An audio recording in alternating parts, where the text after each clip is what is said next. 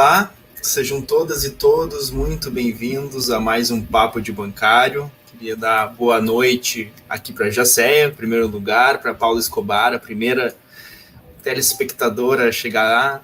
Bem-vinda, Paula, bem-vinda, Rosicler, bem-vindo, Rodrigo, Elani, Angelita César, Jamile, Celso Leite, sejam todos e todos muito bem-vindos a mais um Papo de Bancário nesse setembro amarelo da Jacéia. Tudo bem? Como é que tu tá? Tudo bem, André. Uma boa noite para ti. Boa tarde ainda, né? Estamos na primavera, ainda tem sol ali fora. Estamos aqui de novo, então, iniciando mais um Papo de Bancário, que hoje promete ser uma boa conversa, um bom papo, né? E agradecendo quem já chegou aqui, né? O Trázio, o Patrick, está nos assistindo, a Rosimari, que eu conversei com ela hoje de manhã no sindicato. Então, a gente já tem aqui os nossos queridos e queridas bancários e bancárias já nos prestigiando. É isso, André? É isso aí, pessoal. Então, a gente está aqui para relembrar todo mundo que está conosco desde o início de setembro. A gente teve várias atividades, começando com um webinário que a gente recebeu a professora Ana Maria Feijó, e foi um momento muito especial. Muitas pessoas que estão aqui assistindo hoje participaram. A gente pôde ter uma visão aprofundada da questão do fenômeno do suicídio. A gente contou há 15 dias atrás com um papo de bancário, que a gente apresentou a cartilha na publicação que o Departamento de Saúde veio produzindo ao longo desse ano, para instrumentalizar não só a categoria bancária, mas todos os trabalhadores para atuarem com seus colegas, seus conhecidos, seus familiares, nesse tema tão importante, tão relevante de saúde pública, que é a questão do suicídio. E hoje vai ter mais. Né, José? Como começamos, hoje tem então? Uma conversa com que já está nosso amigo, né, André? Nosso convidado já está virando nosso amigo, assim, porque ele está fazendo um belo trabalho de ouvindo bancários e bancárias que adoeceram no trabalho. Esse é o segundo momento do nosso Papo de Bancário. Nós vamos chamar já, que faz parte da nossa programação, o nosso quadro fixo, o Gilberley Barcelos, diretor de comunicação da Contrap, que vai trazer para nós o que está pegando nos bancários, o que é importante passar de informação atualizada sobre a categoria dos bancários. Boa tarde, Juba, seja bem-vindo. Boa tarde, Jacéia, boa tarde, André, a todos aqueles que nos assistem no nosso programa Papo de Bancário. E nessa segunda-feira eu queria comentar algo que tem preocupado bastante a categoria, né, que é o retorno ao trabalho presencial. Na semana passada, nós obtivemos o resultado da segunda pesquisa sobre teletrabalho feito junto à categoria pelo DIEESE. Foram ouvidos 13 mil bancários e bancárias, né? 13 mil, né? É um universo bastante significativo, né? É a segunda pesquisa, e na última sexta-feira, inclusive, apresentamos ela para a Comissão de Negociação dos Bancos, da FENABAN, né? Porque ela, primeiro, nos traz, né, a certeza do quanto foi importante o Comando Nacional e o conjunto das entidades sindicais deste país, quando a pandemia foi decretada em março de 2020, ter buscado um processo de negociação junto aos bancos, que fez com que chegamos a ter mais da metade aí dos cerca de 450 mil bancários que tem no país, a trabalharem a partir, né, da sua residência, a partir do teletrabalho, né? E isso, os resultados das pesquisas têm demonstrado como foi importante para a saúde e quantas vidas, né, da categoria nós salvamos com esse processo de negociação. A pesquisa, ela aponta alguns dados, né, importantes, por exemplo, que o índice de contágio entre os bancários e bancárias que ficaram trabalhando de forma presencial, ele é em torno de 38%, e aqueles que ficaram a partir do teletrabalho chegou a 23%. Quer dizer, o que demonstra claramente o acerto de, naquele primeiro momento, né, a gente lutar para que o maior número, né, de bancários e bancárias saíssem dos seus locais de trabalho e fossem prestar o seu serviço a partir da sua casa, né? Tem alguns dados negativos, como, por exemplo, que só 13% recebem algum tipo de auxílio dos bancos, né?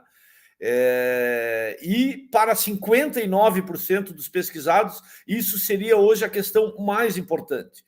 E aí é importante frisar de que houve uma mudança em relação à pesquisa realizada no ano passado, onde a grande maioria achava o mais importante que os bancos fornecessem a estrutura adequada para o trabalho, computador, móveis, enfim, né, as condições ali para que o trabalho fosse realizado a partir de casa. Este ano isso já muda, e a grande maioria já percebe que é necessário que tenha algum tipo de auxílio. Por quê? Porque as despesas aumentaram com o teletrabalho, né? Despesas como luz, internet, né, e uma série de outras questões né, alimentação, ter que buscar ela através do aplicativo, né? Enfim, então isso hoje coloca como a prioridade, né? E isso é, infelizmente, que a gente diz que só 13% está recebendo. E, por outro lado, nós conseguimos apurar que os 5 maiores bancos economizaram, né, em 2020, comparando com 2019, 766 milhões de reais nas despesas administrativas, porque a gente sabe, né, que se aumenta a despesa do bancário com energia elétrica, com internet, né, os bancos estão deixando de ter este gasto, né? E sem falar na segurança bancária, né, que foi reduzida, já que tinha um menor número de pessoas, algumas agências, muitas permaneceram fechadas no ano passado. Então, quer dizer, os bancos economizaram 766 milhões e sequer querem auxiliar no pagamento do gasto de luz e internet, por exemplo, da categoria bancária. Então, a gente apresentou o resultado dessa pesquisa, tem um conjunto de outros dados que, evidentemente, aqui não temos tempo para fazer essa apresentação, e só chamei atenção para esses dados, que talvez os mais importantes, mas isso vai continuar embasando o nosso processo de negociação com os bancos. E justamente nesse momento que estamos muito preocupados, porque sem negociação via FENABAN, diversos bancos, ou já hoje quase a totalidade, está com programas para serem executados agora a partir do mês de outubro, e outros já executando no mês de setembro, que é um retorno desordenado, desorganizado, sem negociar nem um conjunto de protocolos para que essas pessoas voltem com o mínimo de segurança, né? Então, isto foi cobrado na mesa de negociação e conseguimos que a FENABAN marcasse uma negociação só para discutir esse tema, que vai acontecer na próxima sexta-feira, dia 1º de outubro, porque é fundamental, a pandemia não acabou, muito pelo contrário. A gente tem visto nas últimas semanas de que os números já começam a apresentar um aumento novamente no nível de contágio, no nível de mortes da população brasileira. Nós estamos aí com uma média de mortos diários acima de 500 pessoas.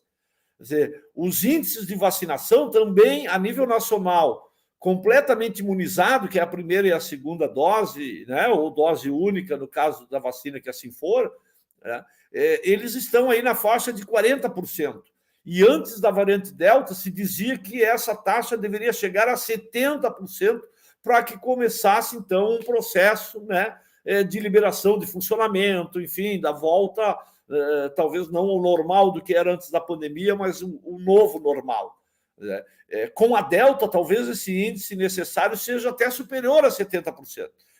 Então, essa é a situação que nós estamos vivendo no país. Quer dizer, nós estamos ainda no meio de uma pandemia, com um número de mortes que a gente não pode aceitar, são 500 vidas diárias, né? Isso é a média que vem acontecendo e aumentando. A gente vendo que estados que estavam em queda ou estavam estabilizados, como o próprio Rio Grande do Sul, também já começam a mostrar uma curva ascendente no nível de contágio. Inclusive, no país, o índice já passa de 1%, ou seja, para cada um que é contagiado, já contagia mais de um, o que demonstra que há um processo de crescimento, sim, do nível de contágio na pandemia.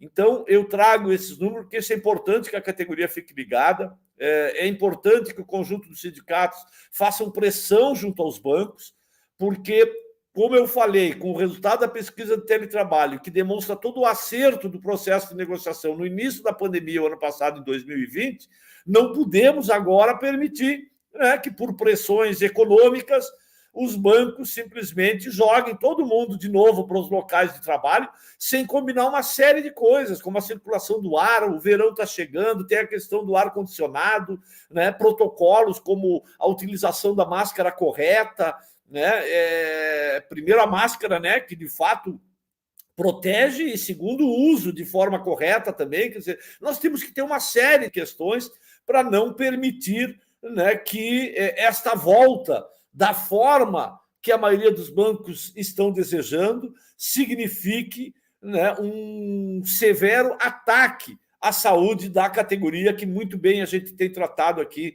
nos nossos papos de bancário.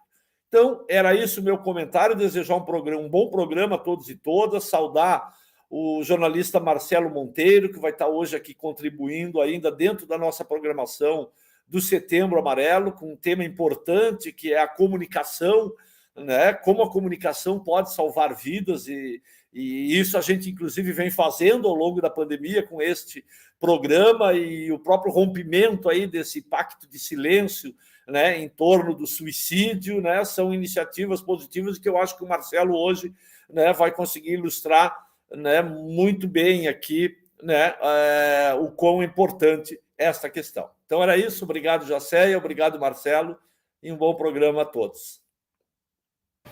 Tá no mudo, Jacéia, teu. Juba, tem uma pergunta da Deise ali, que ela pergunta: Juba, o Banrisul está chamando os bancários para o retorno ao trabalho a partir de 4/10. Como está sendo tratado esse tema com o banco? Saberia dizer? Sim, hoje, inclusive, a federação elaborou um documento a ser entregue no banco, já acenando com a responsabilização se o banco fizer desta forma, mas tem negociação amanhã com o banco, e o banco tem sinalizado que não, que vai amenizar, que vai conversar, que vai ouvir o movimento sindical. Então, esperamos, sim, que o Banrisul não proceda dessa forma, né, como chegou a anunciar. Eu estou acreditando que o banco vai, a partir de amanhã, na mesa de negociação, aceitar fazer um processo mais organizado, um processo coordenado, com protocolos que permitam a proteção à saúde de todos e todas os funcionários do Banco do Estado do Rio Grande do Sul. Tá certo, Juba. Valeu, Juba. Obrigada pela participação. Até a próxima. Tchau. Até a próxima. Obrigado. Tchau. Com vocês. Já sei, um monte de gente nova chegando aqui, então eu queria aproveitar para todo mundo que está chegando aqui, se verificar se está inscrito no canal, se já curtiu essa transmissão, e quem puder compartilhar com pelo menos um colega, agora mesmo, ao vivo, essa transmissão. Acho que é bem legal para a gente aumentar essa comunidade que está se criando em torno do Papo de Bancário, e eu acho que já está gerando bastante efeito aqui, porque a gente está tendo um público bem interessante. Então, queria dar o meu boa noite para o José Luiz Costa, para o Rodrigo Spod, para Deise Menezes, para Vivian Bischoff, para Joyce Melissa, para Karine Landim, deixa eu ver quem mais que chegou, a Maristela Guilherme, Lefa, o Francisco Dutzig, o Marcelo Cardia, a Ana, Carlos Renato, Ana Betim, Daniel Mendes, bem-vindo, Silvia Rocha, Ana Furquim, bem-vinda também. Bom, muita gente chegando, pessoal, que bom, sejam bem-vindos mesmo. Façam seus comentários, façam suas perguntas, e sempre lembrando, né, quando a gente começar a conversa agora com o Marcelo, quem tiver interesse em entrar ao vivo e fazer um comentário, fazer uma pergunta para o Marcelo, será bem-vindo também. É só mandar um WhatsApp para o nosso contato do Se Cuida, e a gente coloca vocês online. Isso aí. Quem não tem o telefone do Se Cuida, a gente pode o Michel está nos acompanhando. O Michel pode colocar aí nos comentários o telefone que você cuida, para quem quiser fazer alguma pergunta, ou mesmo se sentir com vontade de participar do documentário, que a gente vai falar sobre ele agora, também vai poder se manifestar por ali. Vamos chamar nosso convidado? Vamos sim. E eu recebi já uma mensagem aqui do Marcelo. Bem-vindo, Marcelo. Avisando que o José Luiz é um dos maiores jornalistas investigativos do Rio Grande do Sul e um grande amigo da ex-Zero Hora. Tudo bem, Marcelo? Bem-vindo.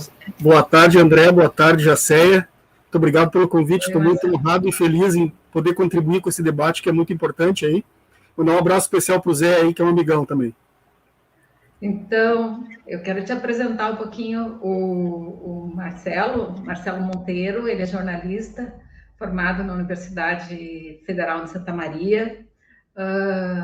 Já conversamos aqui em casa, eu já fiz a minha parte no documentário, já dei a entrevista, já achamos amigas em comum e amigas muito queridas, tanto dele quanto minhas.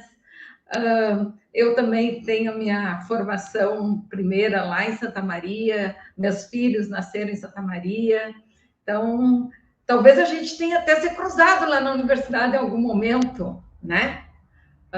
Visto que a gente é contemporâneo da mesma época. Eu saí um pouco antes, mas anos 90 eu morava em Santa Maria, até 94 eu morava em Santa Maria, então provavelmente a gente se cruzou por lá em algum momento. É bem possível. Eu saí de lá em 96, não foi tanto tempo depois, não. Eu saí em 94. Enfim, esse mundo é pequeno, né, Marcelo? E a gente estava... Sexta passada, o Marcelo esteve aqui em casa, né, conversando, eu gravei para o documentário que a gente está fazendo, e aí a gente descobriu, né, amigas muito próximas minhas. A gente viu que o mundo realmente é muito pequeno, né? Que a gente tem que aproveitar os momentos. Uma das poucas pessoas que esteve na minha casa nessa pandemia, né? E eu acho que uma das poucas que esteve na tua também, né, André? Com certeza. Conseguiu... Eu estou um ermitão, né? Mas foi uma boa causa e foi uma conversa muito boa. Gostei muito de bater o papo com o Marcelo, e depois que terminou, a gente queria até continuar. Muito, muito bom. O Marcelo, um excelente, excepcional jornalista. E vai ser, eu até coloquei, né, esse documentário que a gente está organizando, que o Marcelo está produzindo aqui, vai ser um documentário épico. Vai abordar um tema que poucas pessoas têm coragem de abordar, e vai abordar com uma forma, né, com uma incisão muito, muito rica, né? Mas isso a gente vai conversar mais adiante, Jacé. Continua aí lendo a ficha corrida do Marcelo. E, Marcelo, muitos elogios para tua camiseta, não sei porquê, mas tem muitos elogios aqui nos comentários. Deve ser a cor, né? Cinza. É cinza, eu acho que é a cor, com certeza é a cor. Pois então, o Marcelo, ele é um jornalista já premiado por um outro documentário que ele fez. Ele vai contar para nós o que foi, como é que qual é o tema do outro documentário, onde é que a gente pode assistir, né? Já passou pela Zero Hora, né? Trabalhou na Zero, trabalhou no Terra, aonde mais... Enfim, a gente estava levantando aqui... Gazeta Mercantil, Placar, Correio Brasiliense. Isso. Eu perdi aqui a mensagem, eu estava tentando achar. Não, deixa que eu sigo. Tá? Deixa que eu sigo lendo aqui. Então, além da Zero Hora... É muito grande essa apresentação. Eu falei, o Marcelo não tem currículo, ele tem ficha corrida, né? Isso não entrega a idade, né? Na verdade, esse tamanho de currículo entrega a idade, né? Então, ele também atua na Gazeta Mercantil, Placar, Correio Brasiliense, Diário Catarinense, A Razão, e sempre nas funções de repórter e editor. Ele é autor dos livros U-507, o submarino que afundou o Brasil na Segunda Guerra Mundial, de 2012, que foi finalista do Prêmio Jabuti, U-93, a entrada do Brasil na Primeira Guerra Mundial, de 2014, e finalista do prêmio da Associação Gaúcha de Escritores.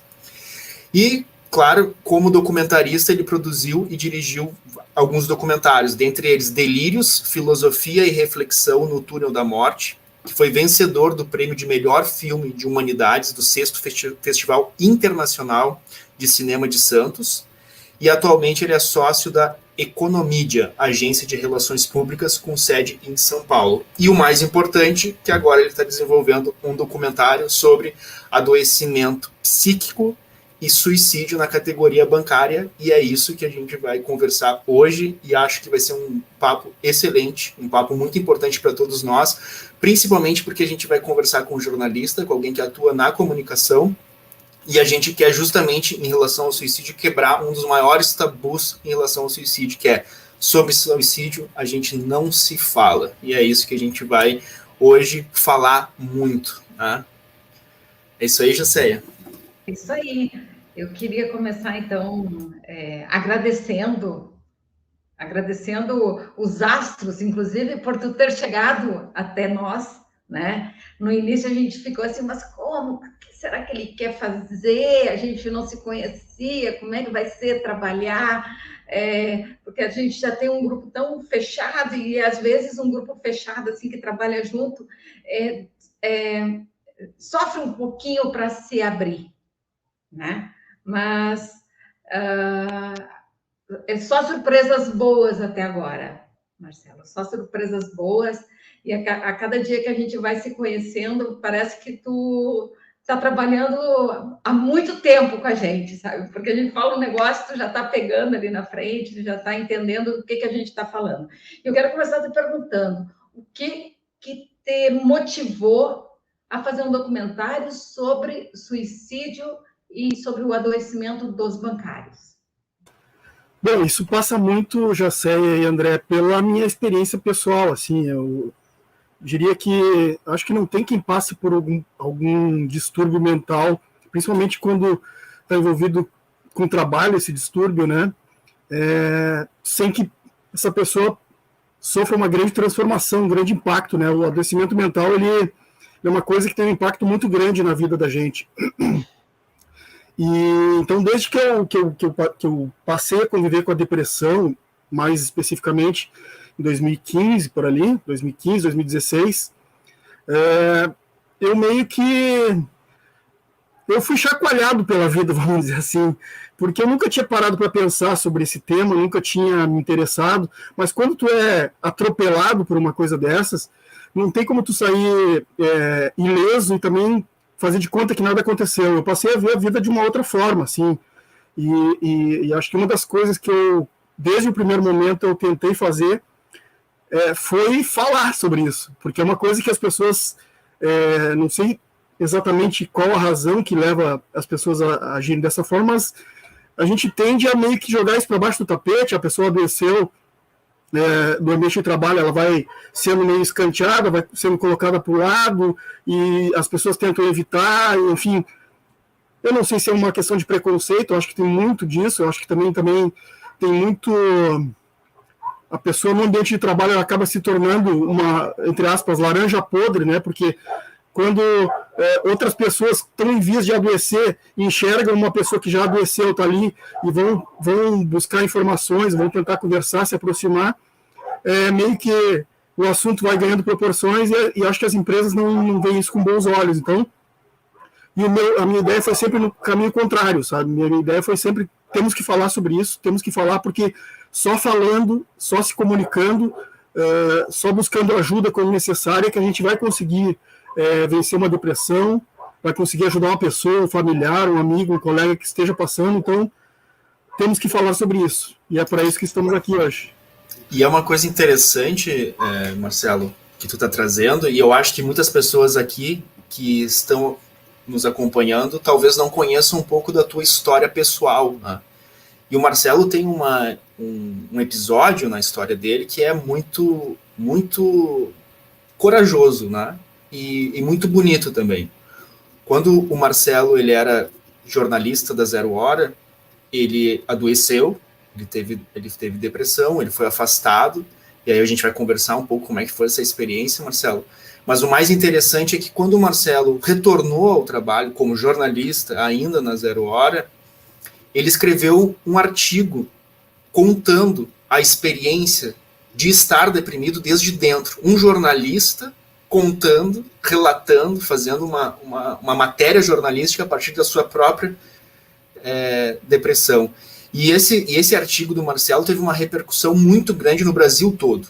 Né? Então, eu mesmo já tinha cruzado com esse artigo, tinha lido logo que ele foi publicado, e quando a gente começou a conversar com o Marcelo, eu nem tinha relacionado que era ele a pessoa, né? E eu vou colocar aqui nos comentários esse link para quem quiser, e eu queria que o Marcelo contasse um pouco como é que foi essa história, Marcelo. Muito tu relata já no artigo, mas o que tu não relata ali? Como é que foi ou também o que tu relata, mas para as pessoas que não leram, que não tiveram acesso a esse artigo, como é que foi essa situação de adoecer no trabalho, retornar, e o que aconteceu, como é que se desdobrou a tua relação no trabalho? Bom, eu fiquei afastado 8 meses e meio do trabalho, e nunca tinha passado por nada parecido, assim. Eu comecei a não dormir direito, daqui a pouco comecei a não comer direito, daqui a pouco comecei a não ter vontade de fazer nada. Chegava na frente do computador, eu trabalho assim, oficialmente há 28 anos, mas eu desde criança eu escrevo, assim, já tentando ser jornalista desde criança, então eu escrevo a minha vida inteira. E eu chegava na frente do computador, eu simplesmente não conseguia escrever uma frase, assim, eu entrava em um desespero, num pânico, assim. Até nesse relato que eu fiz, eu chamei de monstro da tela branca, porque chegava com aquela tela branca para preencher, tinha as informações, tinha a apuração toda já para... Tinha as informações já para escrever, mas eu simplesmente não conseguia, me dava uma agonia, assim, um desespero. A única coisa que eu queria fazer era sair da redação, tinha que sair dali o mais rápido possível, assim. E o dia que eu saí, efetivamente, foi muito emblemático, porque eu tinha feito uma reportagem sobre aquelas placas, aquelas cruzes que as pessoas colocam nas estradas, assim, quando morre alguém acidentado e tal, né? Então, contando um pouco daquelas histórias, eu tinha visitado vários lugares pelo estado inteiro, encontrado familiares que tinham colocado aquelas cruzes, então eu basicamente tinha que escrever o texto. As informações eu já tinha fotos e tal, e eu não conseguia escrever, não tinha como escrever. E é uma das coisas que eu mais gosto de fazer, é escrever. Então, e aí eu estava tão desesperado que eu mandei um e-mail para um chefe meu, assim, olha só, eu preciso sair daqui agora, preciso falar contigo agora, tem que ser urgente. E ele, me dá 5 minutos que eu já falo contigo. Só que eu não tinha esses 5 minutos. Eu estava, assim, numa angústia, num desespero tão grande, que aí eu procurei um outro chefe, expliquei para ele, olha só, eu estou desesperado, eu tenho que sair daqui agora, não aguento ficar mais um segundo, eu estou enlouquecendo. Até me emociono um pouco. E foi assim que eu saí e fiquei 8 meses e meio. Marcelo, tu te emociona aí, eu sei que isso dói, e eu já conversei muitas vezes com bancários que saíram, pegaram a bolsa e saíram para o sindicato, bancários pegaram a sua pasta e foram para o sindicato e disseram assim, eu tinha que sair, eu saí de lá, eu só saí. Não sei o que eu vou fazer, mas eu saí de lá e aqui eu acho que vocês podem me ajudar. Saí de lá. Né? Eu acho que isso que tu está falando, quem está te assistindo e passou por esse processo, passou também por esse momento. Acho que esse é um momento que acontece. Né? Bom, tu me fez essa pergunta aqui em casa, assim, se eu achava que outras categorias passavam a mesma situação de adoecimento que os bancários passam. Tu é um exemplo vivo disso, né? E eu sei que tem muitos jornalistas, professores, que estão passando também por esse adoecimento, né? Porque essa organização do trabalho que não enxerga o humano e que quer a produção a qualquer custo, está em todo lugar, né? Em todo lugar. Sem dúvida. Eu queria comentar sobre isso, já sei, é que a percepção que eu tenho agora entrevistando, entrevistei vários bancários já, vou entrevistar mais vários aí nas próximas semanas. Eu acho que o adoecimento está muito forte em muitas categorias que trabalham principalmente com o trabalho intelectual, mas eu acho que o trabalho braçal também está, né? Tá todo mundo sendo extraído ao máximo, assim. e as empresas onde podiam manter 3 funcionários, hoje mantém 2, quando possível mantém 1, e assim elas vão, e as pessoas vão ficando sobrecarregadas, né? Mas o que eu percebo em relação aos bancários, que me chama mais atenção, é que o índice de pensamento suicida e de tentativa de suicídio, e até de suicídio consumado, ele é bastante mais alto, por exemplo, que na minha categoria. Eu tenho percebido muitos colegas meus adoecendo. Hoje mesmo fiquei sabendo de mais um, que eu não sabia, que está com depressão.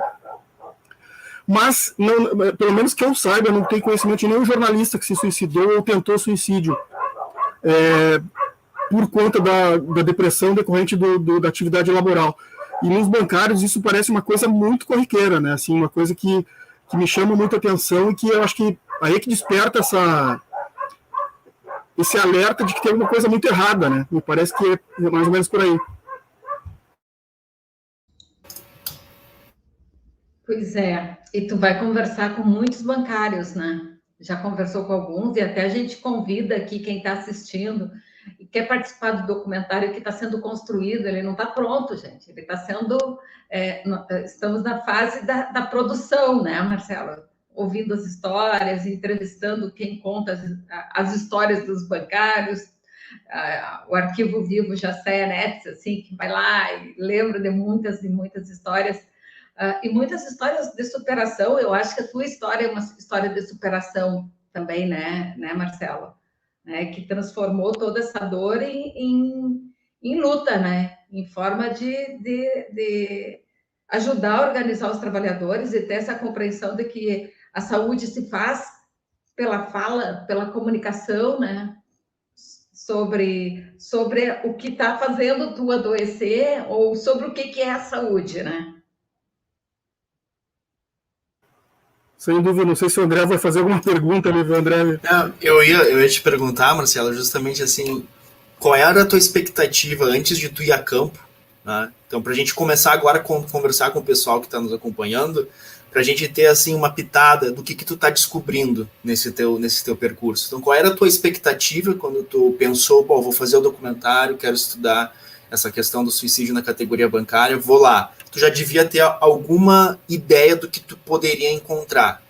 E aí, o que tu achava que ia encontrar e encontrou? O que tu não achava que ia encontrar e encontrou? Assim, o que te surpreendeu? Assim, qual o relato que tu traz para nós dessas conversas que tu teve até agora? Sim. O que eu vejo assim, André, a ideia que eu tinha antes de começar o levantamento e as entrevistas era que havia realmente como há digamos assim, um ambiente tóxico, né, para a saúde dos bancários, que a questão das metas, umas metas assim muito complicadas, que às vezes são mudadas durante o dia, até nem sabia que isso acontece durante o dia, né, começa amanhã com uma meta e chega na metade da tarde com outra, né, e isso a gente já sabia também da questão do assédio moral, que é muito comum, né? Mas agora, conversando com as pessoas, a gente vê que tem muito mais coisa, né? Tem muito mais coisa. Tem a questão da segurança, a questão de bancários ameaçados, assim, ameaçados de morte, gente perseguida por cliente, bancário acusado de roubo, que num momento de desespero, poxa, vou me matar, estou me acusando de um negócio que eu não fiz, né? Uma coisa muito grave de roubar 15 mil reais da minha agência. E aí, então, assim, tem muito caso, muita coisa que eu não esperava encontrar, assim. E aí, por isso, eu acho que isso, de certa forma, também explica esse índice maior de adoecimento e também de tentativas de suicídio e tal, porque são muitos fatores que envolvem aí risco de vida, noites mal dormidas. Tem gente que tem até descobri que tem até o chato da família, né? O bancário se torna o chato das festas porque está no churrasco tentando vender um seguro pro colega, pro tio, pro sobrinho, para a irmã.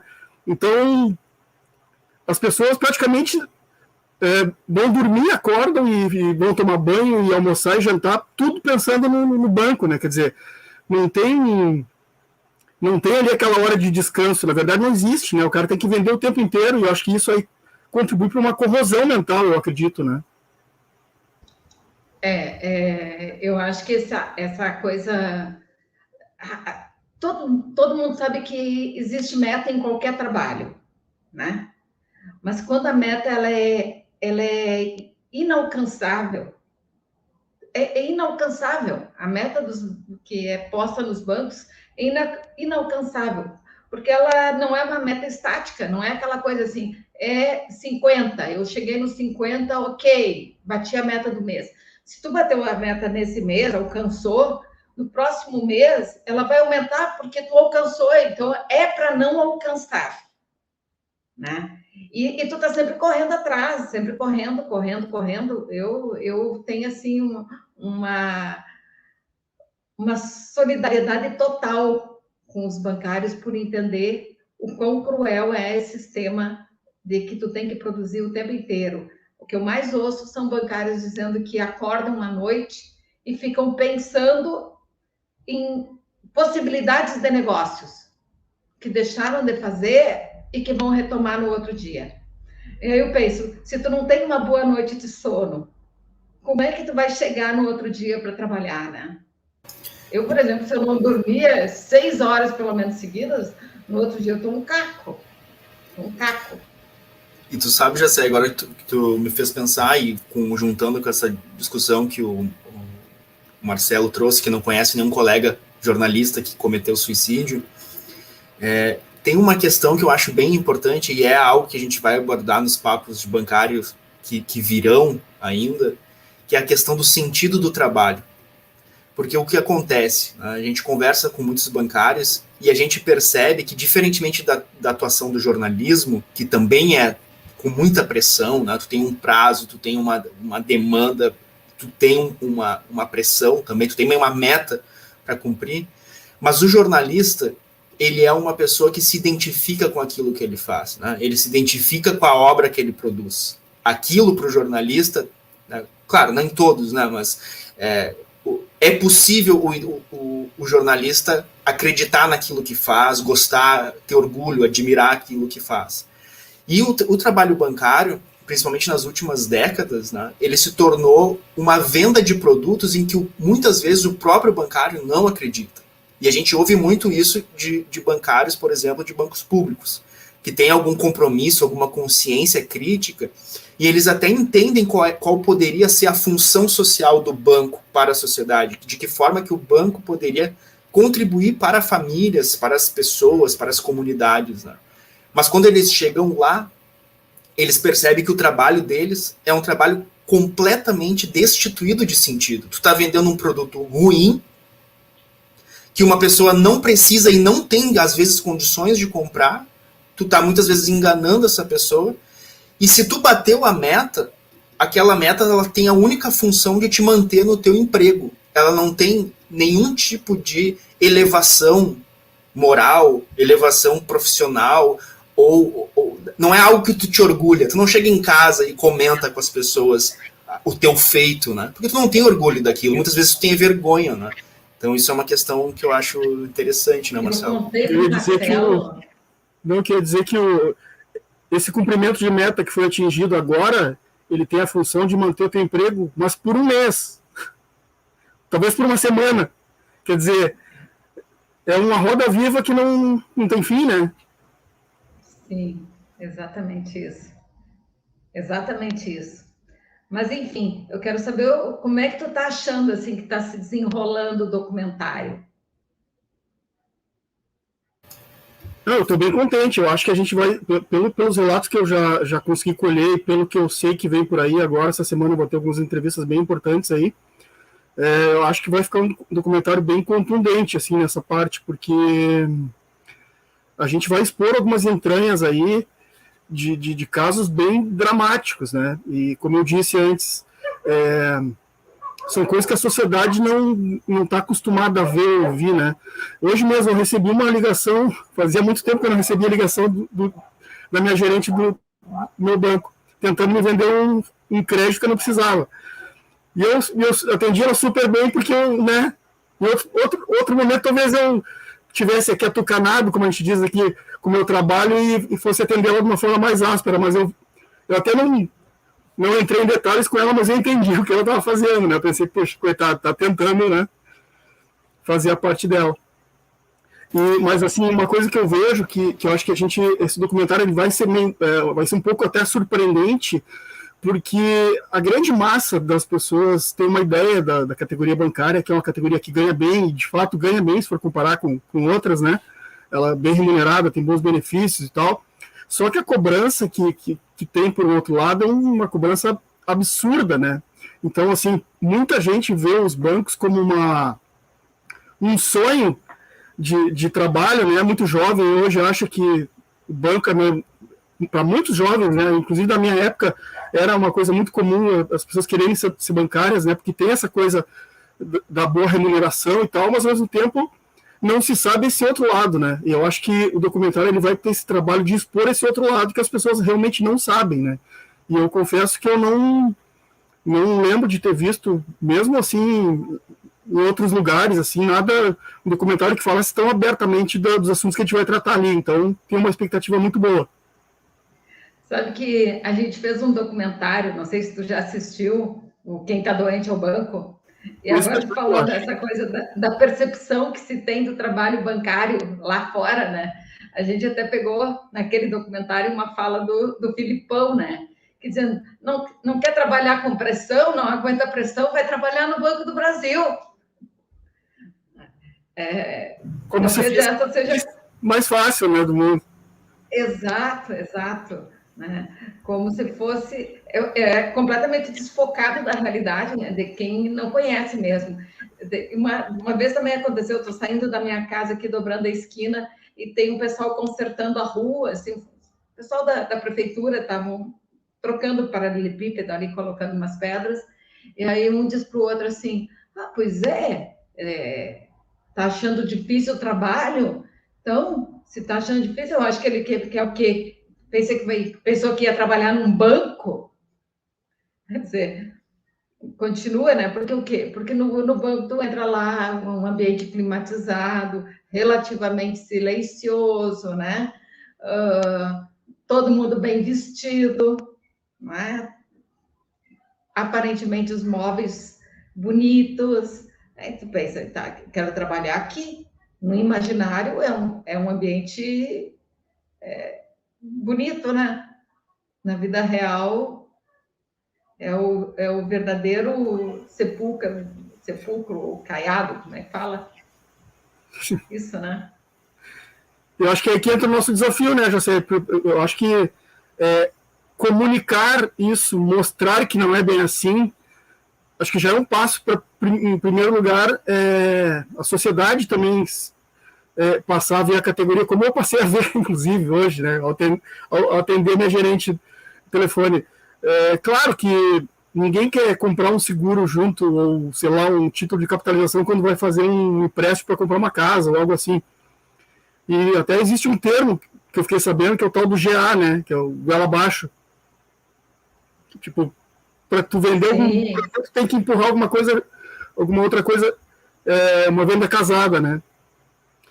Eu acho que a gente tem esse desafio no documentário de desmistificar um pouco essa ideia de que bancário só trabalha no ar-condicionado, só ganha bem e trabalha naquele silêncio e se veste bem e tal, mas tem todo um lado que a gente vai mostrar. Eu acho que esse que é o que me gera em mim assim, uma grande expectativa em relação aos efeitos que esse documentário vai ter, e eu acho que pode contribuir muito para a sociedade, pelo menos para a gente falar mais abertamente sobre isso, porque hoje nem se fala sobre esses problemas praticamente, né? E tu sabe, Marcelo, eu queria pegar aqui um comentário da Sabrina Muniz, que é bem interessante, que ela diz assim, nossa, esse relato, né, o documentário, ele é muito importante. Quando entrei no banco, todos diziam que eu estava feita na vida, mas eu chorava todos os dias. E sabe o que me fez pensar esse documentário da Sabrina? Que como é importante essa discussão sobre revelar como funciona, como está estruturada a organização do trabalho, até para que as pessoas que adoecem, elas encontrarem suporte nos amigos e na sua própria família. Porque o que acontece muitas vezes?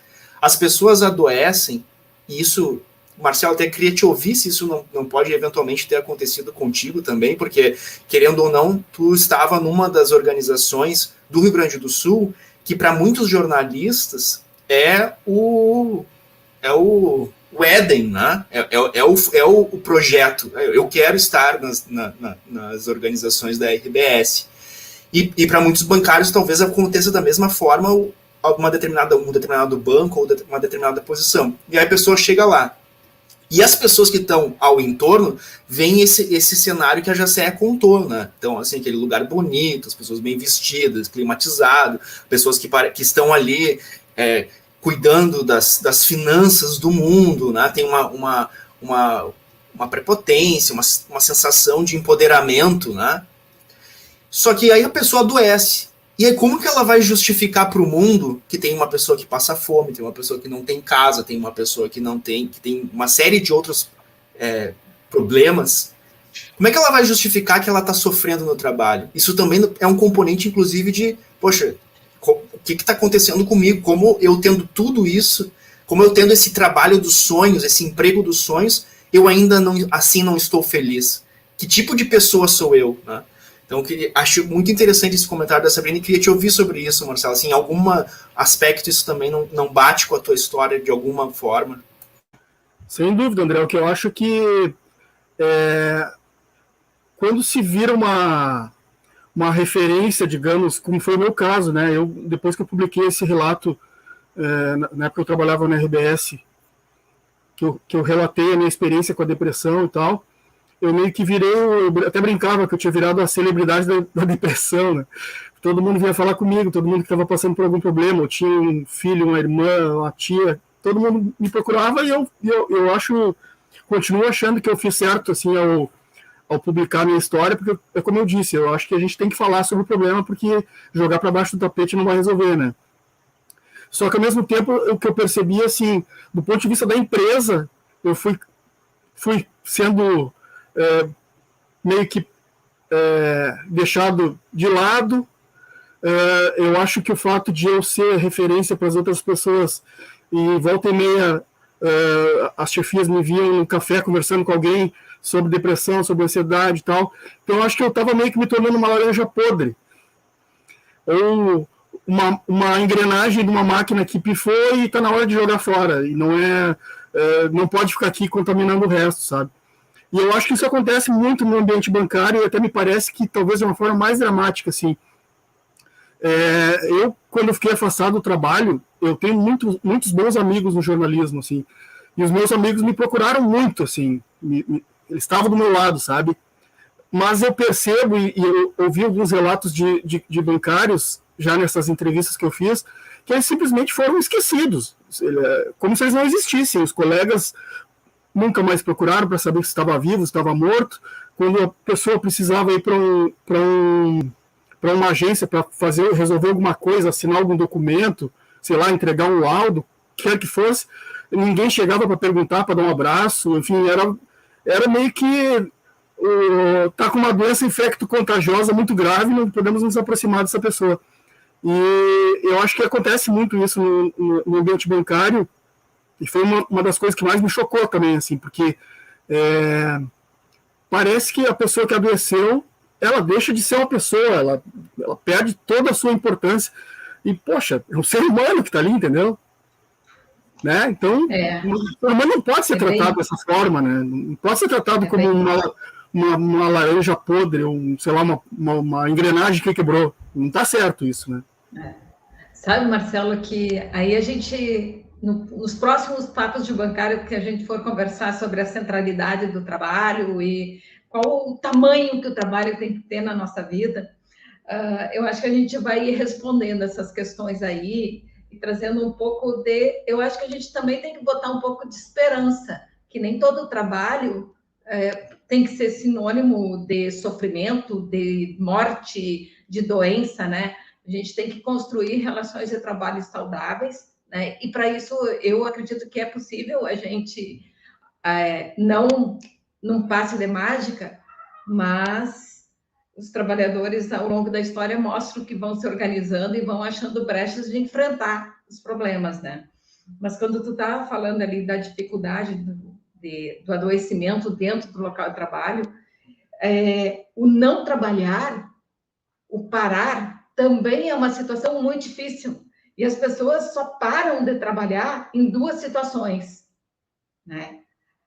Ou quando estão demitidas e estão doentes, né? E daí vêm para o sindicato, ou quando dá o tchutchu lá, tipo o que aconteceu contigo, Marcelo, eu tenho que sair daqui, quando arrebenta a corda, né? Porque é um adoecimento que ele vai sendo construído no dia a dia, vai sendo cimentado aquele adoecimento e cultivado com a coisa do doente mais presente, né? Tu vai te testando e tu vai indo, e tu vai indo. Se é na questão de doença, por exemplo, nos bancários de Ler-Dort, eles vão se medicando, fazem filtração, voltam para o trabalho, vai convivendo com aquela dor crônica. Quando é um adoecimento mental, é mais pesado ainda, porque tem todo um preconceito em cima ainda, né? Tem todo um preconceito em cima. Eu lembro de algumas histórias, assim, de bancárias que se arrumavam todo dia e saíam de casa para os vizinhos não saberem que elas estavam afastadas do trabalho e tinha alguma coisa errada. Chegamos a dizer assim, não contei para ninguém na minha família que eu fui demitida e que eu estou doente, eu não tenho coragem de contar. Outros relatos, me lembro, e aí a gente vê como é importante a família estar junto, entender que o trabalho pode levar as pessoas até o suicídio, né? A um extremo. Né? Eu lembro de um bancário também que adoeceu no trabalho, depois até virou dirigente sindical, que dizia assim, que o pai dele falava para ele, tu tá brincando com o teu emprego, fica aí se encostando, tu tá brincando com o teu emprego. Né? Por quê? Porque esse mal-estar de quem adoece e volta para o trabalho e que fica laranja podre, dentro de casa, dentro das famílias, também ele não é compreendido e aceito e apoiado. Porque a ideologia do não trabalhar, ela está dentro das famílias, ela está na escola, ela está na faculdade, ela está nos ambientes de trabalho, né? Então, é importante a gente estar aqui conversando sobre isso. Quem está aqui nos ouvindo, com certeza, se não passou ainda por um processo de adoecimento, não vivenciou na carne isso e está ouvindo, vai olhar o colega que adoeceu, que está doente, vai fazer uma ligação para ele, vai dizer, precisar de alguma coisa, estou aqui contigo. Né? Essa coisa... Não, pode, depois eu... Não, eu já estou falando demais. Tu é o convidado. Não, eu ia comentar que essa coisa do distúrbio mental, eu acho que contribui muito para isso pelo fato de realmente as pessoas não acreditarem nisso. Muitas pessoas acham que quem está doente está se fazendo, está aumentando, porque assim, a diferença entre quebrar um braço e ter uma depressão, quebrar um braço vai colocar um gesso e todo mundo vai ver. Depressão não tem como tu provar, né? É um diagnóstico completamente diferente, então é um médico especializado que vai ter que fazer com base muito mais nos sintomas do que qualquer outra coisa, e mesmo assim, mesmo às vezes com o diagnóstico, as pessoas que estão ao redor não acreditam, o chefe não acredita, os colegas eventualmente vão achar, tá aumentando, ele é muito vitimista, não sei o quê. Então, eu acho que a gente tem que... a nossa missão é, primeiro, falar sobre isso, porque as pessoas têm que enxergar a doença mental como uma coisa séria, não é uma brincadeira. Até uma coisa, inclusive um aspecto que a gente não comentou aqui ainda, mas que talvez a Jacéia possa acrescentar com o seu longo conhecimento da categoria, que é a questão do adoecimento. Antigamente, o adoecimento maior era o adoecimento físico, né, das Ler, Dort e tal, e em dado momento da história, os distúrbios mentais passaram, né, e hoje são disparados o maior adoecimento. Quer dizer, por que aconteceu isso, né? Nunca ninguém parou para pensar por que aconteceu isso, mas acho que a gente tem que refletir sobre isso, né? Porque antigamente se fazia... Eu estou te devendo essa estatística, Marcelo. Já estou levantando lá. Mas assim, fazer um tratamento lá, fisioterapia para uma Ler-Dort, eu não estou minimizando, até porque eu já tive Ler também. Mas eu quero dizer, são coisas diferentes, né? O tratamento físico é uma coisa diferente, agora o tratamento mental, as pessoas tendem a minimizar porque não estão enxergando. Só quem está passando por aquele inferno sabe o que está passando. Então, temos que falar sobre isso para que as pessoas entendam que é uma coisa séria, que não é brincadeira isso, né? E tem uma questão, né, Marcelo, que eu acho que é bem importante nisso que tu está trazendo, sobre essa... Aqui até foi o Guilherme Maron que colocou, né, estigma, né, que, em cima do adoecimento psíquico, né?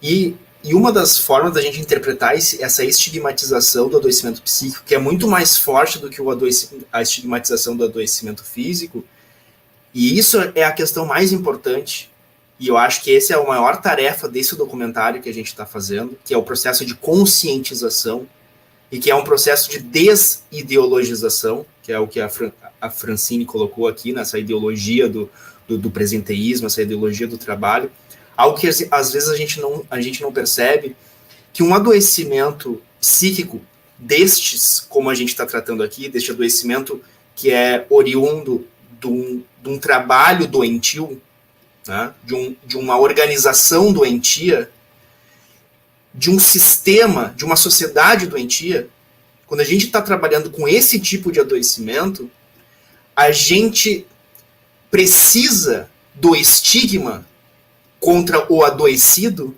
para a gente não olhar, para a gente não se dar conta do processo de adoecimento que está em toda a sociedade. Então é muito mais fácil eu excluir o Marcelo, dizer que ele é mentiroso, dizer que ele faz mimimi, que ele é encostado. Porque no momento que eu tiro o Marcelo, eu salvo a empresa, eu salvo a organização, eu salvo o sistema. O problema não é o mundo, o problema é o Marcelo. E aqui que eu acho que a questão mais grave é que todos nós aqui, mesmo nós aqui, somos permeados e atravessados por essa ideologia e que às vezes, sem saber, a gente contribui para a reprodução dela. Quantas e quantas vezes, Jacé, tu não ouviu de bancários que chegaram na tua frente, adoecidos, e disseram algo parecido com isso? Olha, assim, eu tô doente de verdade. Eu tô doente de verdade. Ou, nunca imaginei que eu fosse fazer isso. E eu disse, mas fazer isso o quê? Colocar atestado. Nunca me imaginei fazendo isso. O primeiro ímpeto meu é dizer assim, vou te dar uns tapas primeiro, te dar uns tapas para tu ver se pega no tranco. Mas aí é óbvio que tenho toda a paciência de entender, em primeiro lugar, que aquela pessoa sofre duplamente, sofre, né, porque está doente, e sofre porque ela tem que negar a doença dela também. Ela se culpa por estar adoecendo, por estar doente, muitas vezes desacredita que está doente. Mas tu acha, me pergunta às vezes, mas já sei, tu acha que o que eu tenho, me mostra um laudo médico lá, ou ortopédico, ou psiquiátrico, não vem o caso, o tipo de doença, me mostra lá um laudo e diz assim, mas tu acha que no meu caso é caso de afastamento? Aí eu tenho que fazer todo um raciocínio, dizer assim, se tu fosse no médico e o médico te dissesse que tu estava com uma hepatite e que tu tinha que ficar 40 dias deitado na cama para o teu fígado descansar, parará, tu ia, em algum momento, questionar o parecer médico? Não. Agora tem um médico aqui que está dizendo que tu tem que ficar 60 dias fora do ambiente de trabalho, que é onde tem o fator de adoecimento teu. Ele diz isso. Por que tu duvida? Então, é uma conversa assim, que a gente tem que fazer com muito carinho, mas também com firmeza. Com firmeza, para cair a ficha de que tu adoeceu e a culpa não é tua, e que os outros, por que só eu adoeci e não todo mundo adoeceu? Porque os outros talvez ainda não se acharam doentes, mas o que a gente sabe é que há uma verdadeira epidemia de doença mental nos bancários. né? Há 6 anos atrás, nós fizemos uma pesquisa, 26% usava medicação psicotrópica. Né? E olha que as coisas se agravaram muito, tá? Os bancos estão vivendo uma nova reestruturação, que eu nem sei se é uma reestruturação. Lembra que nós falamos na sexta que a reengenharia dos anos 90, agora é começar tudo de novo, começar outro tipo de trabalho nos bancos, sem dinheiro, né? Os dinheiros sumindo, é tudo virtual, é tudo negócios, é tudo venda. Não tem conta corrente para tu cuidar da conta do fulano, investimentos, é venda. Né? Vamos começar de novo, no outro momento do trabalho bancário. Comentáriozinho rápido, só complementando o que o André tinha falado ali. Impressionante, assim, como o número de pessoas que adoece hoje, a gente não digo que normalizou, mas a gente consegue enxergar, nós que temos um pouquinho dessa visão, eu, por exemplo, que passei por uma experiência de depressão e me trato até hoje, e vejo, consigo ver o quadro de uma maneira um pouco maior, a gente simplesmente naturaliza o fato de que a pessoa adoece e daqui a pouco vai ter dificuldade para voltar, vai sofrer para voltar lá, e se o banco resolver demitir, ele vai demitir ela e é assim mesmo, porque tem um exército de desempregados, milhões de desempregados aí que estão achando que entrar no banco é a melhor coisa do mundo, e é muito mais fácil trocar uma peça estragada, né? E a gente não pode naturalizar isso. Eu acho que é aí que está o erro, né? A gente não pode entender isso como uma coisa natural, assim como a gente não pode entender como um ambiente natural um trabalho que faz com que um grande percentual dos trabalhadores pense em suicídio. Até perguntei para a Jacéia, né? Uma das perguntas que eu fiz para a Jacéia, tá certo isso que a gente pensar isso? Tá tudo certo, assim, as pessoas pensarem em suicídio porque não estão conseguindo cumprir uma meta, porque tem um chefe querendo a cabeça dela, enfim, tá certo isso? Não tá, né? Não tá. E tu sabe, Marcelo, tem aqui já te passo aí, sério. Tem uma questão que eu queria te colocar, que é aqui do Orlando. Como é que foi a tua experiência? Ele faz essa pergunta. A depressão, ela é silenciosa? Mas existiria um gatilho que desperta a doença? Seria isso? E eu queria que tu abordasse na tua experiência, como que tu responderia o Orlando sobre isso? Porque um palpite que eu gostaria assim, de dar. Essa ideia da doença silenciosa é uma forma de ver várias doenças. Mas a outra forma, e que eu acho que é a mais importante para nós, é como é que está a saúde dos nossos ouvidos. Porque se o nosso ouvido não é bom, tudo parece silencioso. Mas se o nosso ouvido é bom, se a gente está atento, a gente consegue ver claramente os estalos começando, desde o primeiro, do segundo, do terceiro. Então, ao invés de pensar como uma coisa que está ali, como se fosse inativada e de repente se ativa, a gente pensar como um elástico, ou como um copo. Um elástico que vai se esgarçando, que vai se esgarçando. Aquilo não é silencioso, aquilo é processual. Só que eu queria que tu me falasse na tua experiência hoje, olhando retrospectivamente para o teu adoecimento. Tu já fez alguma reflexão sobre isso, como tu adoeceu, como é que foi esse teu processo de adoecimento? Eu acho que o ambiente que eu trabalhava, e é um ambiente até de certa forma parecido com o dos bancários, no sentido de ter metas. A gente tinha um sistema de avaliação lá que é bizarro, porque diferentemente dos bancários que trabalham com números, a gente trabalha com letras, então não tem como contar letras, né? Não tem como tu dar nota para um trabalho. E tinha uma avaliação lá que como se não bastasse o fato de obrigar o jornalista a ser avaliado, não poderia ter, a equipe inteira não poderia ter notas boas. Até uma coisa que a Jacé me falou na entrevista dela e me chamou a atenção, que realmente bate com essa lógica. Quer dizer, não pode estar todo mundo nota 8, nota 9, nota 10. Se tem 3 ou 4, 8, nota 9 ou 10, vai ter 3 ou 4, nota 3, 2 e 3 lá embaixo, para contrabalançar isso. Quer dizer, e às vezes isso era usado ou para escanteando alguém, tipo assim, fulano... Eu percebo que isso que aconteceu comigo, tá? Até nem gosto de falar detalhadamente, mas enfim, já que comecei a tocar, eu vou falar. A pessoa vai sendo escanteada e usa esse sistema, tipo, vamos baixar a nota dele esse trimestre, no trimestre que vem a gente baixa de novo, no terceiro a gente já tem motivo para demitir ele. Acontece muito isso lá. E ao mesmo tempo, quem eles querem que seja promovido está sempre ganhando notas boas e elogios públicos, etc. Isso funciona, acho que em todos os lugares, né? Mas agora falando especificamente sobre a minha experiência, eu fui perceber, como eu disse assim lá no começo, hoje eu consigo reunir os cacos todos, assim, mas na época eu via como sintomas isolados. Primeiro, não tinha apetite, eu não conseguia dormir também direito.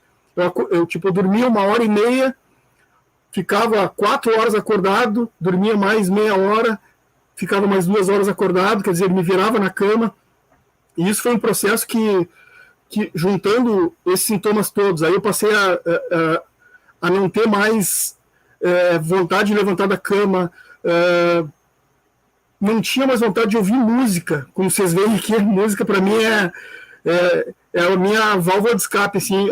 Música é a coisa que eu mais gosto na vida, assim, se eu pudesse dizer. E eu simplesmente não conseguia mais ouvir música. Música eu faço quando eu estou tomando banho, quando eu estou cozinhando, quando eu estou trabalhando, às vezes quando eu estou escrevendo, eu estou ouvindo música. Então,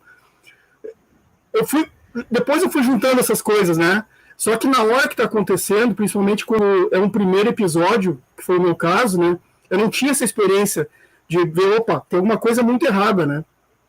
E eu só fui ver que tinha alguma coisa muito errada, aí já tinha passado praticamente um mês, que quando vieram os pensamentos suicidas, que eu disse, poxa, mas só um pouquinho. Aí o cérebro, de alguma forma, deu um estalo, mas não tá certo isso. Como assim? Tu quer te matar, cara? Tava tudo bem até um mês atrás, tem trabalho, e aí começa o lado racional combater o lado que tá passando pelo problema, né? Não, mas tá tudo bem, tu tem emprego, tu tem família, tu não sei o quê. E aí fica naquele embate.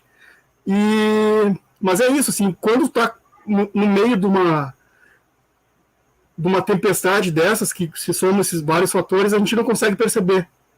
Mas hoje já com a experiência, né, de alguns anos de tratamento e tal, eu já começo a perceber quando eu não estou muito bem, quando começo a ficar muito agitado, ou sei lá, muito preocupado, começa a ficar meio trêmulo, qualquer coisa que eu percebo, eu já tento, respira, né, tome conta antes que a coisa tome conta de ti, né, mas na época eu não tinha esse know-how, digamos assim, aprendi da pior maneira, né. Sabe que nesses meus longos 28 anos que eu trabalho no Departamento de Saúde, eu tenho ouvido muito, assim, histórias parecidas com a tua, Marcelo. E me surpreende muito que tem que aprender a lidar com isso, né? Essa coisa da saúde mental parece que tu te recupera, mas ela tá ali esperando um start para te pegar de novo, né? E tu tem que te conhecer e fazer mecanismos que nem um alcoólatra. Um alcoólatra não vai ir na prateleira dos produtos cerveja, enfim, lá, porque ele vai querer pegar, né? Então, tu tem que evitar algumas coisas. Mas eu fiquei me lembrando aqui, enquanto tu falava, de muitas histórias, muitas mesmo, né, dos bancários, e é muito parecido com isso. E pensando sempre que quando um membro da família adoece, a família inteira adoece junto, todo mundo se envolve. Na saúde mental é isso, né? E a dificuldade que tem da família entender o que está acontecendo, porque ainda tem muito daquela coisa de basta a tua força de vontade para tu sair. Ou pede a Deus, tu tá sem Deus, tu tem que buscar mais, tem que ter fé, né? Se confunde muito a questão do adoecimento psíquico com falta de fé. de espiritualidade?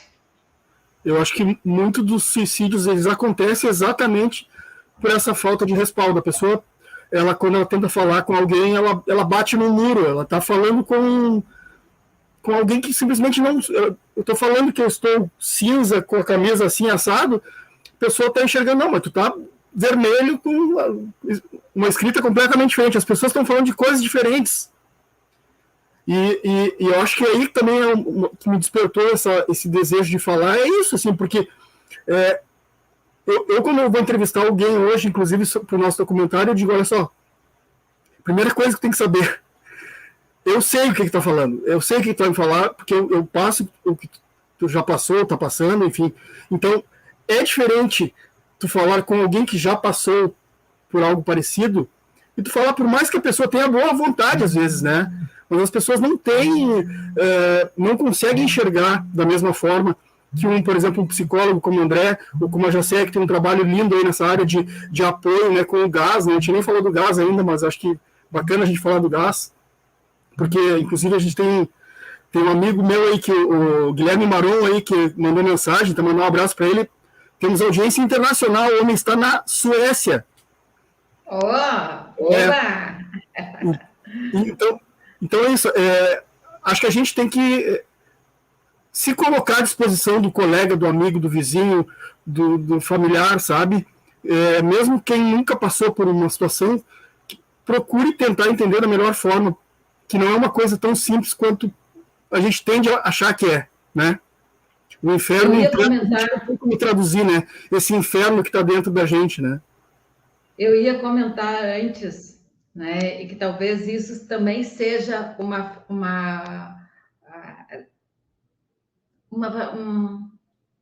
não me vem a palavra agora, mas que quando tu tem uma doença mental, não significa que todos os teus dias tu vai estar em cima da cama chorando, mal, lá, prostrado. Tem dias bons. Aleluia! Que bom que tem dias bons. E quando tem os dias bons, é motivo, muitas vezes, de descrédito. E não pode postar nas redes sociais, porque senão o INSS vai ver lá que tu tirou uma foto sorrindo e não vai te dar... Eu acho isso terrível. Eu acho isso tão terrível, porque quando tu tem os dias bons, tu tem que juntar energia para poder vencer os dias maus. É o dia que eu digo, aproveita, vai caminhar, pega sol, vai dar uma caminhada. Quando podia, vai no cinema às 2 da tarde, naquele horário que não vai ter ninguém lá, porque tá todo mundo trabalhando, daí tu vai sentar. Isso foi uma bancária que me disse uma vez num grupo focal que a gente fez, que o maior prazer que ela tinha era ir no cinema em horário de trabalho, porque ela achava que aquilo era subversão total. Eu disse, ótimo, faz isso, porque isso sim, tu tá fazendo por ti, cuidando de ti, faz isso. E é maravilhoso tu ir no cinema num horário de trabalho, gente. Quem não fez, faça. Isso é saúde. Já sei, também tem um comentário que me chamou a atenção aquele dia na nossa entrevista, que acho que, bom, já virou um bate-papo, né, mesmo? A questão do Rivotril, né? Falou que o Rivotril virou uma ferramenta de trabalho, né? Sim. É exatamente isso, é a balinha. A balinha. Quer dizer, todo mundo tem ali por causa de uma crise de ansiedade, e aí chega à noite tem que tomar um remédio para dormir, de manhã toma um remédio para ficar acordado. Aí tem casos de pessoas que usam drogas, né, pesadas. Fiquei sabendo de um caso de um jovem bancário que morreu por usar cocaína pesadamente em horário de trabalho, né? Sim. Para poder estar a milhão, quer dizer... Para poder estar a milhão. E aí que eu acho que é a questão central desse documentário, Marcelo. E eu, assim, mais uma vez, assim, te elogiar pela tua iniciativa de trazer essa tua experiência, que a gente tem, a partir do senso comum, o ímpeto de chamar de experiência individual ou experiência pessoal. E eu acho que o desafio que a gente tem no século XXI, o grande desafio que todos nós temos no século XXI, o grande desafio do século, é fazer um esforço para reconhecer que o adoecimento psíquico, ele não é um fenômeno pessoal, ele não é um fenômeno individual, ele é um fenômeno coletivo, ele é um fenômeno social, em que o indivíduo, ele é o efeito, ele é o produto final desse adoecimento. Enquanto a gente não reconhecer isso, a gente só vai continuar, como a Jacéia sempre fala, enxugando gelo, porque a gente vai estar sempre, simplesmente, atuando no efeito, no resultado, na consequência, e a gente não vai atuar nunca nas causas. E eu acho que esse documentário, ele tem um potencial de a gente justamente romper definitivamente com essa barreira do silêncio, de que eu não vou compartilhar a minha experiência de adoecimento porque isso é algo íntimo, isso é algo privado, isso é algo individual. Essa é a tendência de todos nós, e a gente não está julgando isso. Mas essa forma de reconhecer o adoecimento psíquico como algo íntimo, como algo privado, é isso que assegura que nós continuemos dia após dia, semana após semana, mês após mês, ano após ano, adoecendo e vendo os nossos colegas, nossos familiares adoecendo. Por quê? Porque é algo íntimo, é algo privado. Isso não tem nada a ver comigo, né? Se eu não estou doente, isso não tem nada a ver comigo. E é interessante, Marcelo, isso até te peço desculpa pela pergunta que eu te fiz do Orlando, para te falar da tua experiência pessoal. Eu sei que te deu um certo desconforto isso, mas olha só como é interessante. Eu nunca imaginei que haveria, por exemplo, uma meta para um jornal, assim, meta nesse grau de sofisticação de um jornalista. Ou seja, isso é um projeto gerencial. É um projeto gerencial que está nas empresas de jornalismo, que está nos bancos, que está nos hospitais, que está em qualquer lugar. Isso é uma lógica de organizar a sociedade que está se alastrando pelo mundo todo, e a consequência não poderia ser outra a não ser o adoecimento. Só que todas as pessoas, por considerarem que o adoecer é uma coisa privada, é algo individual, elas não conversam, elas não comunicam, elas não revelam, e o mais importante, elas nunca denunciam, elas não acusam, elas não compreendem, elas não entendem. E aí todos nós estamos individualmente adoecendo pela mesma máquina. Só que a gente não olha, pessoal, essa máquina é uma, nós somos milhões. Não é certo que a gente esteja submetido a esse processo. Então, eu acho que aqui é uma questão, assim, muito, muito interessante de a gente enfrentar, né? Atuar nessa desindividualização do adoecimento psíquico, né? Marcelo, se fosse hoje, tá tudo coletado, as entrevistas, você já fez, a produção do vídeo, do documentário, que nome tu daria? É uma pergunta difícil, eu até coloquei como tema de casa para o grupo lá, não sei se lembra. Eu acho assim, ó, eu ainda não tenho nome, na verdade, mas eu penso muito que dialoga com o tema suicídio, que é a questão do limite, né? E aí dá para fazer alguma referência à questão do limite do cheque especial lá, que o brasileiro se acostumou a conviver com ele, e o bancário vive no limite da sua capacidade mental, né, sua capacidade laboral. Então, eu acho que vai ser alguma coisa por aí. O limite estourado, estourou o limite. Estourando o limite, exatamente, por aí. Se alguém tiver sugestões, aí ajudem aí também.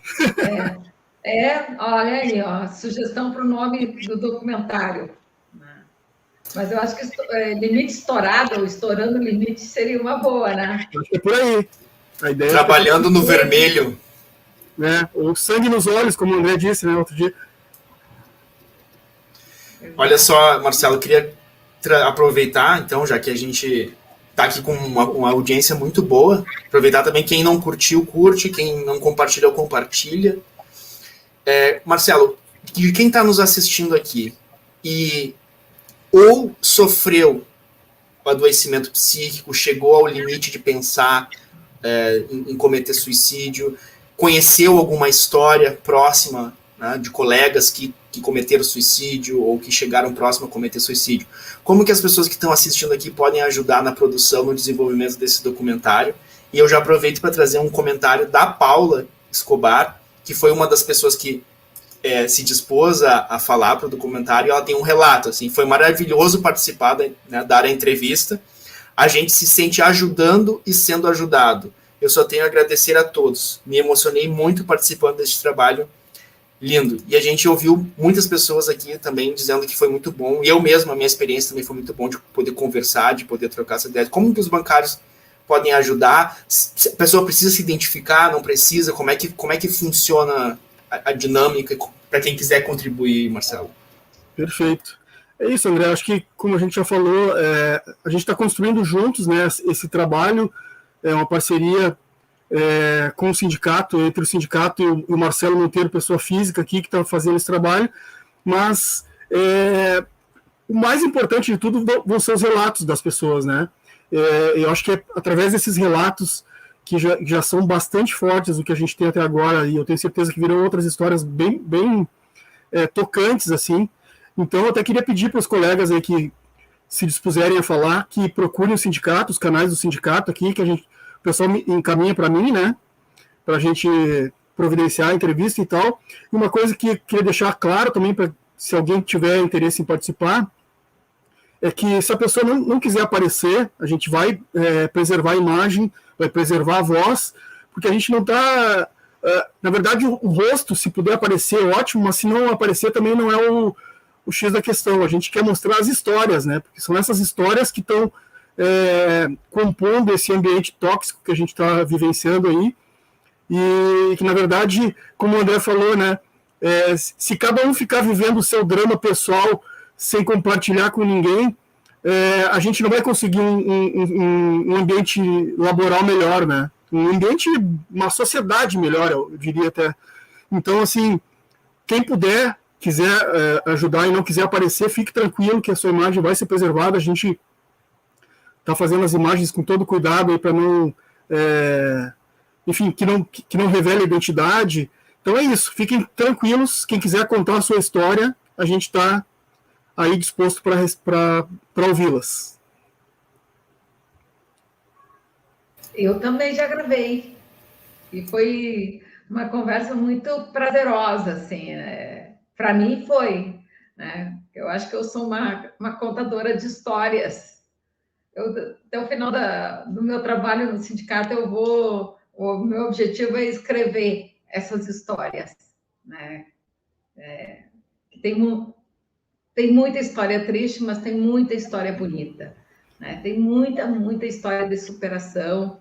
Eu acho que a história do Grupo de Ação Solidária do Gás é uma história que precisa ser registrada ali, né? São 20 anos de um trabalho permanente, toda quarta-feira. Fora de quarta-feira, o grupo se ajuda, um cuida do outro, né? Então, eu acho que a gente precisa de mais documentários, de mais registro dessas histórias, dos bancários e da história do... Eu acho que principalmente isso, de a gente mostrar que é possível, tem vida fora da 0 hora, né, Marcelo? Sem dúvida.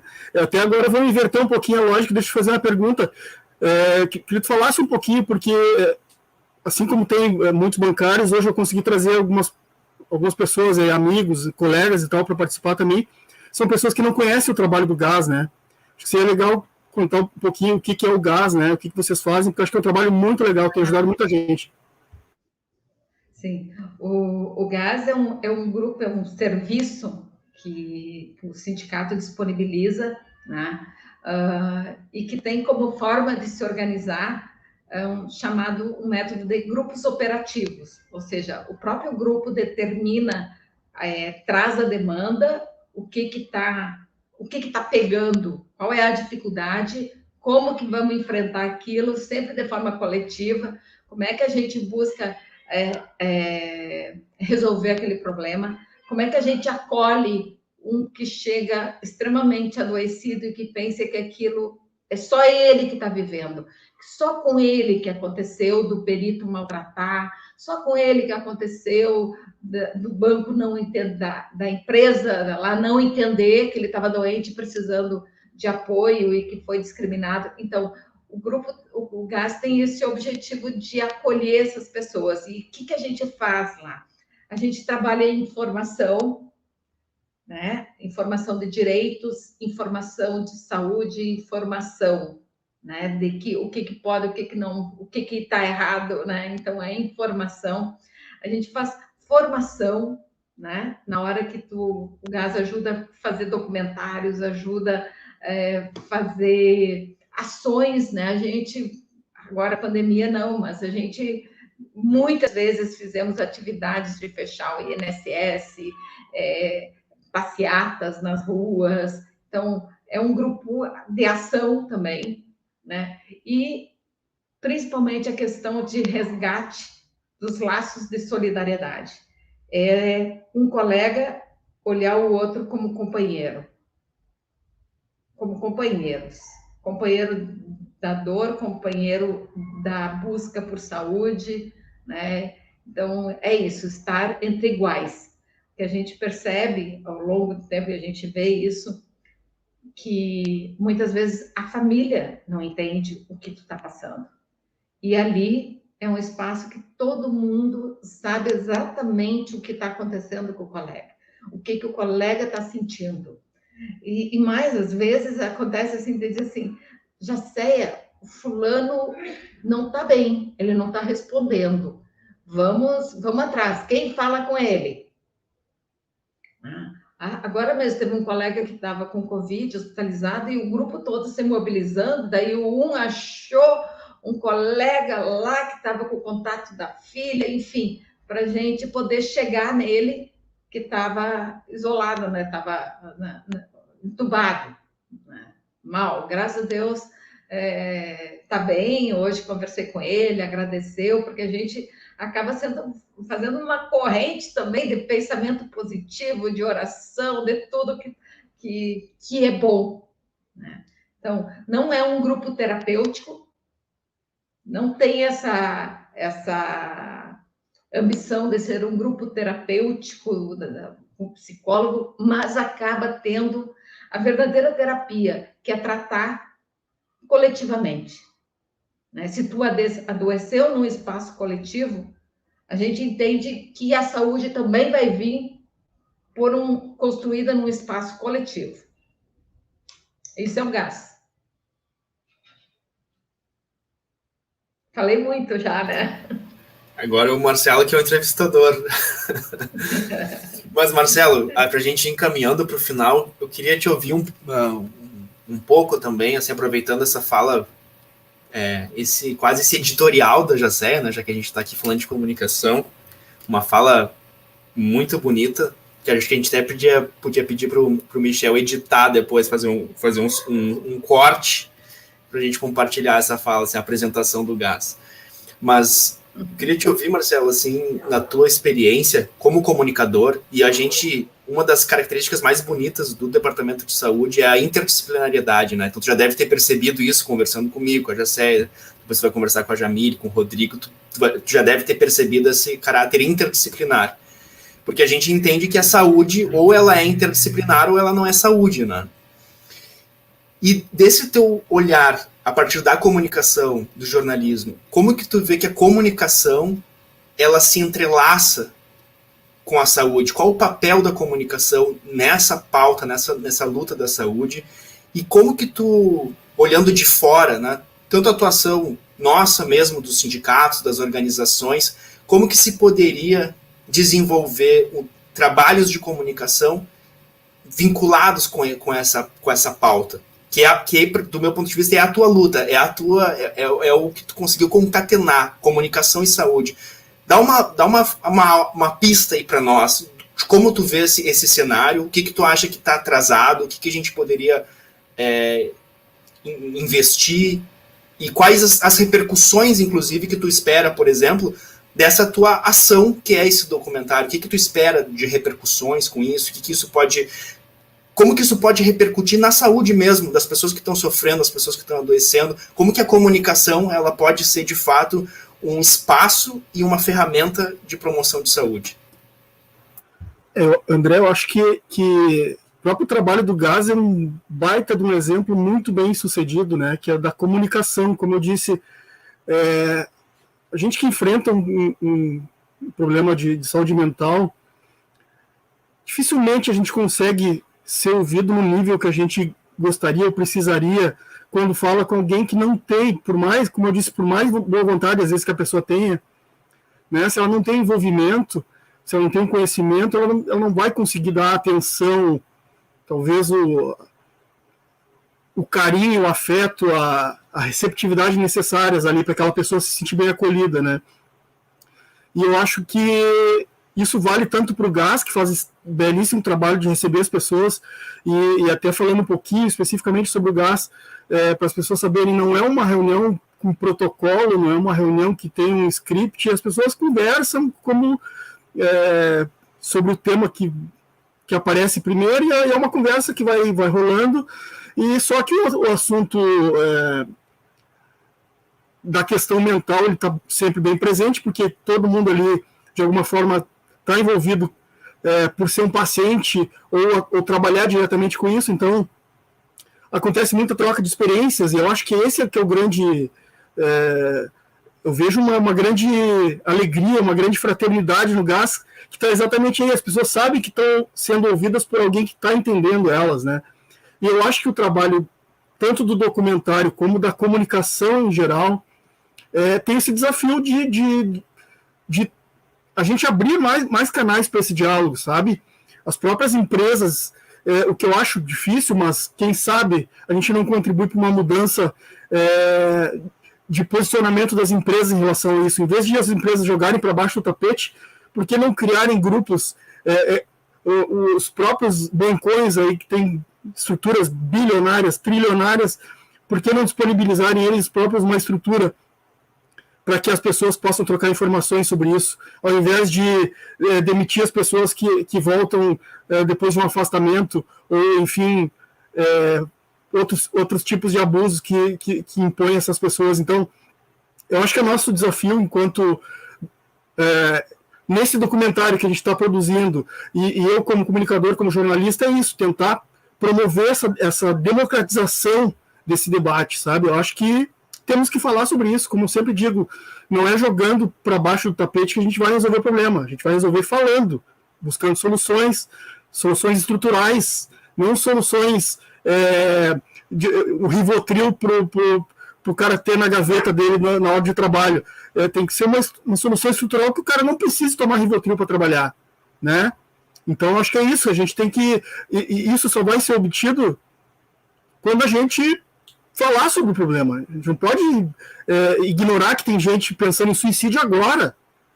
Muito provável ter agora um bancário em algum canto do Brasil pensando em suicídio, pensando como é que ele vai se matar, se ele vai se jogar numa ponte, se ele vai entrar na contramão contra um caminhão, se ele vai tomar um remédio, ele está pensando o que vai fazer agora. E a gente não pode achar que isso está certo. A gente tem que se colocar como ouvidos para essa pessoa, proporcionar canais para essa pessoa ser ouvida, para ela trocar experiências, inclusive com outras pessoas que já tiveram um estágio complicado, que hoje estão bem. Algumas pessoas com quem eu falei que tentaram suicídio e hoje estão bem, ou enfim, superaram aquele pior momento, me disseram que se arrependeram. Mas se elas tivessem conseguido, elas não teriam tempo de se arrepender, elas não estariam aqui agora fazendo reflexão, não estariam ajudando para esse documentário, não estariam lá cuidando da sua família, curtindo seus filhos, seu cachorro, sua mãe, enfim. Teriam abandonado essa vida. Quer dizer, temos que agir, né? Não só falar, mas agir também. Acho que agir e falar. É isso. Isso aí. Eu acho que o agir nosso hoje, o que a gente pode fazer hoje? Hoje a gente pode participar desse documentário, né? A gente pode registrar a nossa história, registrar o que passou ou o que está passando, né? Como forma de informação, né? Que os outros vejam e dizem, puxa vida, não sou comigo, isso já vem de longa data, isso acontece com os outros, né? Porque isso já é uma forma de aliviar o sofrimento de quem está passando. Alivia, no momento que tu bota para fora, tu ganha com isso. Como disse a Paula lá, né? Que contar é uma forma de se ajudar também, porque tu tira esse peso, tu compartilha, e esse compartilhar é fazer saúde, gente. É fazer a saúde, né? Mas eu não sei se o André tem mais alguma pergunta, porque a gente já estamos 1h30 com o Marcelo. E tá pouco ainda, dava para ficar mais 2h30 aí, tranquilamente, né? Batendo um papo. O André disse que eu sou ansiosa, é que eu acho que os convidados, assim, ó, não tem a aguinha ali, não tem nem pausa para ir no banheiro, então temos que encurtar a conversa. Mas foi muito bom. Tu tá aqui muito tranquilo, hein? Vocês é que mandam. Eu sou convidado. Se quiserem seguir, eu tô. Mas eu acho que a gente pode marcar também um outro, né? Para não ficar tão estresse. Eu acho que quando a gente já tiver mais depoimentos, já tiver uma amostrinha do documentário, a gente retoma aqui, né? Para o pessoal ver. Uma pequena edição, acho que já dava para ir mostrando, né? Fazer um trailer. Para dar gostinho e vontade de participar. Pensa nisso, Marcelo, tá? Vamos fazer assim. Tem então mais tá, Marcelo. Questão? Eu só queria agradecer a oportunidade de falar, assim como é prazeroso para vocês falar, também para mim é legal, porque é o que eu disse, assim, isso meio que virou uma bandeira na minha vida, né? A história do documentário, ela é uma manifestação prática dessa minha virada de chave, né? Porque, como eu disse, a gente é muito chacoalhado, a gente tem a vida muito impactada quando tem uma coisa desse tipo. Então, a minha intenção é falar sobre isso, ajudar outras pessoas, né? Me colocar à disposição, seja pelos meus canais pessoais. Eu até tinha um grupo no Facebook, eu comentei com vocês, né? Que eu falava com gente do mundo inteiro, assim, que estava passando por depressão. Então, assim, eu acho que a gente tem que falar sobre isso, se ajudar quem minimamente tem ideia do que é isso, estenda o braço para um amigo, um colega, um familiar que esteja passando. É isso, temos que nos ajudar, uns cuidando dos outros, a gente vai longe. É isso aí. Exatamente. A gente se cuida. Muito obrigada. A gente se cuida. Obrigado pelo convite, pessoal. Valeu, Marcelo. Tchau, Marcelo. Até a próxima. Beijo para vocês. Valeu. Tchau. Tchau. E aí, José, esse foi o melhor papo de bancário? Foi bom, né? Foi muito bom, muito bom. Acho que o pessoal aqui também gostou muito, trouxe muitas reflexões aqui, pessoal, muita gente diferente comentando, fiquei bem feliz aqui, pessoal. Seja todo mundo bem-vindos, novos e novas convidados do Papo de Bancário. O que tu achou, José? Algum ponto de destaque? O ponto de destaque é o trabalho como está organizado hoje, independente de ser em banco, na Zero Hora, no Itaú, na Renner, na universidade, ele está permeado com o mesmo tipo de adoecimento, o mesmo tipo de organização doentia, e que está fazendo muitos trabalhadores viver uma vida que a gente pergunta se vale a pena. Exatamente. E acho que a grande contribuição dessa proposta de ousada, né, corajosa, de enfrentar esse tema, é justamente fazer uma virada de chave, como o Marcelo falou, só que uma virada de chave que não precise ocorrer no limite da vida, mas que possa ser uma virada de chave de trabalhadores e trabalhadoras críticos em relação ao seu modo de trabalhar. Eu acho que essa é a tarefa nossa, né, José, do Departamento de Saúde, dos movimentos sociais, das organizações sindicais, é justamente suscitar uma virada de chave coletiva enquanto as pessoas ainda têm saúde para lutar, e não essa virada de chave que a gente vivencia, que é a virada de chave do adoecimento. Então a pessoa adoece e aí ela descobre que aquela vida que ela estava vivendo estava errada. e aí ela está sem forças de resistir, ela está sem forças de lutar, ela precisa se recuperar. É importante ter as condições de se recuperar, mas é importante que a gente consiga estar à frente, né? Um passo à frente disso, né, Jacé? Isso não significa, né, André, que essa virada de chave seja pedir demissão, vou fazer outra coisa. Não, né? Só o fato de tu ter consciência de que determinadas atitudes, determinadas formas de gestão não são normais, não é saudável, não é correto, tu já tem uma barreira protetiva, né? Só o fato de tu saber que o teu trabalho tem que finalizar dentro das 6 horas ali, no máximo às 8, para quem é os comissionados lá, né, os gerentes, e que tu tem que desligar, tu não tem que estar à disposição do banco,